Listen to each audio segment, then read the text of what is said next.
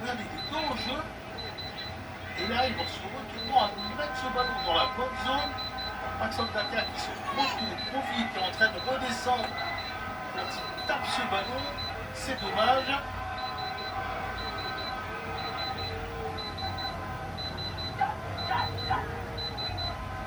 Tembo, en difficulté au moment de contrôler ce ballon. Nous sommes dans les toutes dernières secondes du temps réglementaire. Le Mali qui mène 1-0 grâce à un but à l'heure de jeu de la Sinayoko.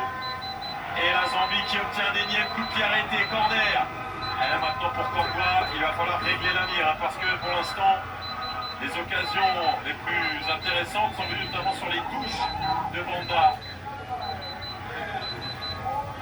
4 minutes additionnelles.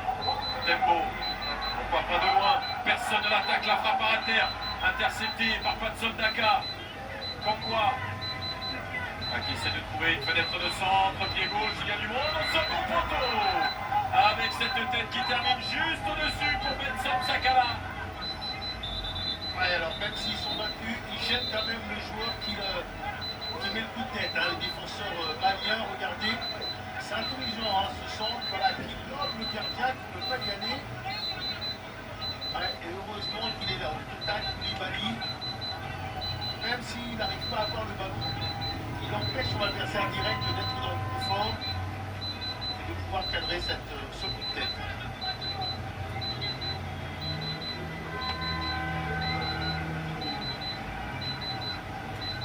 Aïdara, Banda, on va le récupérer à la retombée et tout de suite rendu aux Zambiens. Possibilité de centre, il y a Paxson Daka, il y a également Musonda, le centre repoussé par Dante. Ils se font des frayeurs tout seuls, là, les Maliens. Oh, il est temps que ça se termine pour les Aigles du Mali. Mathius Banda qui allonge encore. Oh, Paxson Daka, incroyable. Les réalisations sont bien à la 92e minute. Qui vient piéger le Mali qui se pensait arriver 92e minute de jeu. Ce but a été construit de très très loin. Ils ont eu les vertus de ne jamais abandonner. Tipolo Provence qui viennent piéger le Mali à quelques secondes de la fin. C'est terrible pour les Aigles. Et ça fait un partout. Ils ont eu le mérite d'y croire jusqu'au bout, cette équipe de la Zambie qui n'avait pas montré grand chose à centre, mauvais pied, un pied gauche, à désespérer. Et là, le faire buteur, on l'avait très peu vu depuis le début du match, mais bien positionné entre les deux joueurs de la défense centrale. Et voilà, on lâche, on croit que c'est le partenaire qui va prendre entre Fofana et Diaby. Voilà, les deux sont dans l'hésitation, l'un est devant, donc l'adversaire est dans le dos. L'autre ne sait pas si ce ballon va arriver, il ne resserre pas à côté de Paxson Daka. Quelquefois, le football peut être très cruel, mais on le disait, depuis 10-15 minutes, elle joue à se faire peur cette équipe du Mali. Ils sont supérieurs, plutôt que de chercher à aller marquer ce second but, ce qui arrive souvent, ils ont voulu préserver cet avantage. Les changements l'attestent aussi, et malheureusement, tant mieux pour la Zambie et malheureusement pour le Mali. Deuxième but en Cannes pour Paxson Daka après celui face à la Tanzanie en 2023. Mais depuis le premier tir de la Zambie qui, souvenons-nous, avec le retourné de Chanda est intervenu à la 70e, depuis ce tir-là, tir pour le Mali 1, tir pour la Zambie 6. Oui, pas forcément des tirs dangereux.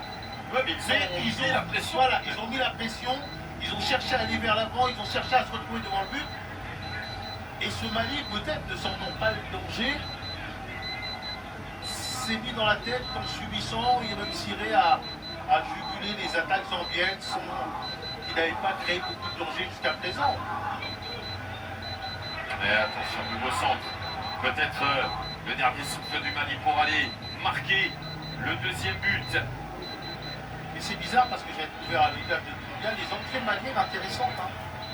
Que ce soit les jeunes, que ce soit Doumbia, que ce soit Diarra. Malheureusement, c'est l'équipe qui a perdu 10 mètres sur le terrain. Et on ne va pas dire que tout est à cause du Mali. Il faut aussi rendre à César ce qui appartient à César. cette équipe de Zambie qui s'est mis à prendre plus de risques avec le milieu. Ouais, ne pas se mettre à l'abri dans ce genre de match, ça peut se payer. Sangaré, dernière chance avec Doumbia. Ils sont deux pour jouer le coup dans la surface de réparation. Mamadou Doumbia, peut-être pour trouver une fenêtre de centre. Sangaré pour devenir le héros national. Sinayoko au bout du pied, non. Un tacle énorme de Benson Sakala. Oh, la dernière faute, elle était là, la balle de victoire pour la Sinayoko. Et le Mali qui va devoir aller cravacher face au Maroc et aux Comores pour aller obtenir sa qualification.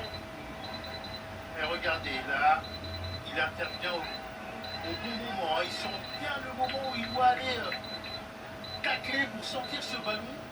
Ah, ils ont fait, avec leurs moyens, ils ont fait preuve de courage, ils ont défendu. À un moment, ils se sont dit, il va falloir quand même qu'on attaque un peu plus. Peut-être que les changements aussi vont amener l'énergie à cette équipe de la Zambie. Cabazon Chongo en place Kings Kangwa. Et là, on fait entrer un défenseur central, hein, l'ancien du TP Mazembe.